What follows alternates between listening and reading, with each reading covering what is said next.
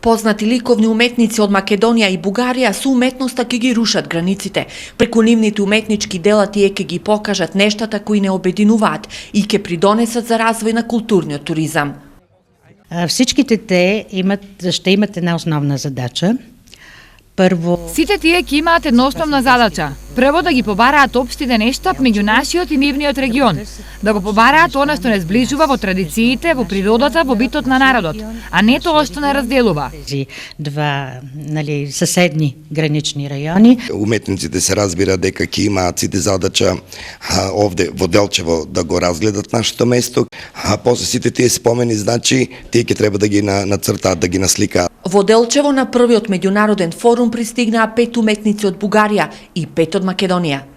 Македонци умеат да прават хубави. Ова е форма на запознавање на два братски соседни народи, а искуството е нешто што е без граници. Секогаш од вакви ликовни колонии има добри резултати, а се надевам дека и сега ќе биде така. Тука има убави места, во Бугарија исто така, а колегите се докажани уметници. Сигурен сум, че и сега резултатите ще бъдат добри. Во секој случај добра идеја за да се вратат токму тие средби не само од аспект на од социјален аспект, туку и од аспект на културно спојување кое што го изгубиме со текот на годините.